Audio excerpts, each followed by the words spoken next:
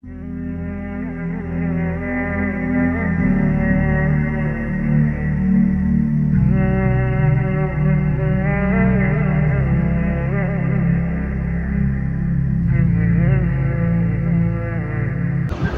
علیکم ورحمۃ اللہ وبرکاتہ۔ بھئی بات ہو رہی تھی رسومات کی، جو کہ اس مہینے کے اندر رسومات کی جاتی ہیں اور وہ سب من گھڑتی ہیں۔ جیسے حدیث بیان کی جاتی ہے جو کہ سندن وہ حدیث غلط ہی ہے، اس حدیث کی اصل ہے ہی نہیں کہ جس کے متعلق کہا جاتا ہے کہ نبی کریم صلی اللہ علیہ وسلم نے فرمایا کہ مجھے کوئی خوشخبری دے گا سفر مظفر کے ختم ہونے کی تو میں اس کو جنت کی خوشخبری دوں گا، ایسی حدیث ہے ہی نہیں۔ مولا علی قاری رحمۃ اللہ علیہ نے اس کی تردید کی ہے۔ باقی بھی دیکھو، اگر ہم یہ رسومات کرتے ہیں، اگر یہ جو اس طرح کے لوگ حدیثیں گھڑتے ہیں جو منسوب کرتے ہیں نبی کریم صلی اللہ علیہ وسلم کی طرف، ان کو تو خوف خدا ہے ہی نہیں نا۔ اب دیکھو حضرت عیسیٰ علیہ السلام ایک علاقہ سے گزر رہے تھے کہ وہ پہاڑی علاقہ تھا، جب آپ اس علاقے کے قریب پہنچے تو پہاڑ سے چیخ و پکار کی آواز آ رہی تھی، تو حضرت عیسیٰ علیہ السلام نے اس اہل علاقہ سے پوچھا کہ بھئی یہ پہاڑ سے چیخ و پکار کی آواز کیوں آ رہی ہے؟ تو اہل علاقہ نے کہا کہ ہم جب سے یہاں پر آباد ہوئے ہیں یہ ایسے ہی آواز آ رہی ہے۔ تو حضرت عیسیٰ علیہ السلام نے اللہ تبارک و تعالیٰ سے دعا کی کہ یا اللہ اس کو گویائی عطا فرما کہ میں اسے گفتگو کر سکوں، بات کر سکوں۔ تو اللہ تبارک و تعالیٰ نے اس پہاڑ کو بولنے کی اجازت دے دی، تو پہاڑ بولنے لگا کہ ہاں عیسیٰ بتلا تو مجھ سے کیا پوچھنا چاہتا ہے؟ تو حضرت عیسیٰ علیہ السلام نے پوچھا کہ مجھے یہ بتا کہ تجھ سے یہ چیخ و پکار کی آواز کیوں آ رہی ہے؟ تو پہاڑ کہنے لگا کہ جیسے اللہ تبارک و تعالیٰ نے فرمایا ہے نا کہ فاتقوا النار التي وقودها الناس والحجارہ، کہ ڈرو اس آگ سے کہ جس کا ایندھن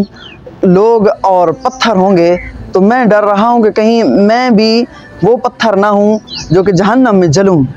تو اس لیے مجھے خوف خدا ہے۔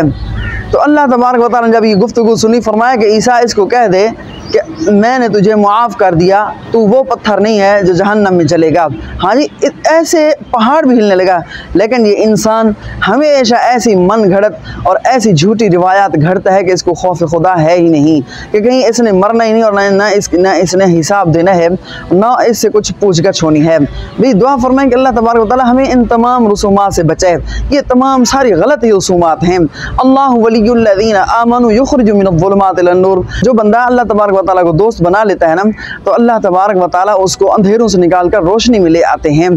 اللہ ولی الذین آمنوا یخرج من الظلمات الی النور والذین کفروا اولیاؤہم الطاغوت یخرجون من النور الی الظلمات، اور جو لوگ شیطان کو اپنا دوست بناتے ہیں تو شیطان اس کو روشنی سے نکال کر اندھیروں کی طرف لے کر جاتے ہیں۔ ہاں تو بھی یہ تمام چیزیں اللہ تبارک و تعالیٰ کی طرف سے ہیں، نہ اس میں ایام کا عمل دخل ہے اور نہ اس میں مہینوں کا عمل دخل ہے۔ یہ ہم سب نے ایسے بس سنی سنی باتوں پر، اور اگر بعض ساتھیوں کو کچھ ایسے مسائل بتلائے جائے نا تو یہی جواب دیا جاتا ہے کہ جو ہمارے بڑے کرتے آ رہے ہیں، یہ پہلے سے ہو رہا ہے، یہ اب نیا مسئلہ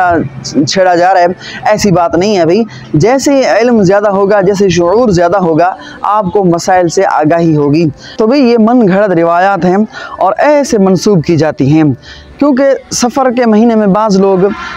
جو بالکل ہی زیادہ اس کا اہتمام کرتے ہیں ان رسومات کو ادا کرنے کا، کہ جیسے یکم سفر سے لے کر 13 سفر المظفر تک، اور خصوصی طور پر 13 سفر کو تو بالکل مٹھائیاں تقسیم کرنا اور اس طرح چیزیں تقسیم کرنا اور کام بالکل نہیں کرنا، اور جو مٹی کے برتن ہیں ان کو توڑ دینا، یہ رسومات ہیں، یہ غلط ہی رسومات ہیں۔ ان رسومات کی کوئی انتہا نہ کوئی ابتدا ہے، بس یہ اپنی طرف سے گھڑی ہوئی ہیں۔ اگر انہی مسائل سے آگاہی آپ چاہتے ہیں تو آپ میرے چینل کو سبسکرائب کر دیں۔ وآخر دعوانا الحمدللہ رب العالمین۔